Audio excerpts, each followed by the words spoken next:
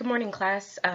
Just a reminder, my name is Kristen Adriazola, and I'm currently doing my field placement at the Office of Public Advocacy with the Guardian ad Litems. And for this week, I wanted to talk about safety. I know I've listened to several of your safety videos, and I've got quite a bit of ideas. But specific to my placement with the Guardian ad Litems, I just wanted to talk about what safety means to each individual and how it applies to each individual at the Office of Public Advocacy. So I personally don't see clients, but I do a lot of observing, especially in court hearings.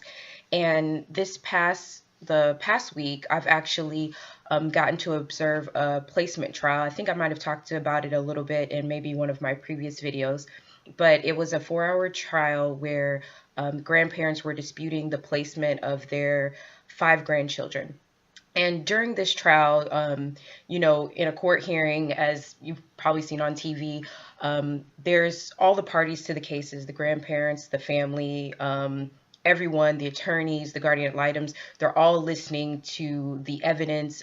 In this particular trial, there were expert witnesses, if you will, therapists, occupational therapists, there were speech therapists. So everyone was presenting their information.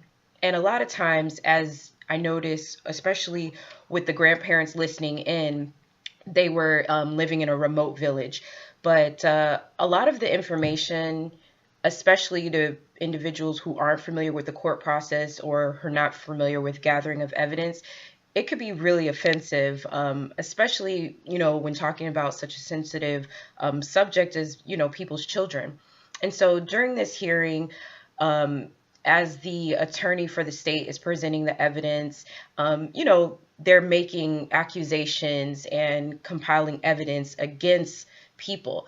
And, as the trial was going on, you could tell that the grandparents were extremely offended.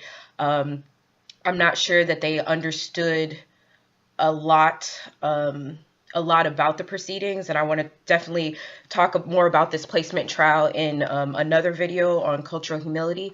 But for this video, after the placement trial was over and the judge rendered his decision, we were outside kind of talking with the attorney and talking about the case a little bit amongst ourselves. And a man rode by on a bicycle outside of the courthouse. And he made a couple of comments. We weren't sure who he was talking to. Myself and the guardian ad litem weren't sure who he was talking to, so we just ignored it. Maybe it was a man, I don't know, perhaps experiencing some confusion, I guess, about who he was talking to. But then as he rode away, the attorney said, hey, that was a guy I mentioned. He's actually been harassing me after a court case where I presented evidence. He was deeply offended, and he's been harassing me ever since. It was so bad that at one point I was thinking about quitting my job.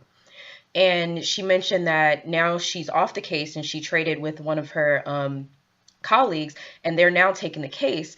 But, that situation just kind of brought light about kind of being aware of how in the commission of your job you can constantly be placed at risk. Obviously, as social workers going to clients' home, we're being placed at risk. But she constantly presents evidence, as do the guardian ad litems, evidence that might be offensive to people, evidence that is going to be instrumental in getting people's children removed from their homes sometimes. Whether that be by their own, by their own doing or not, it's not always understood, and people always don't take responsibility.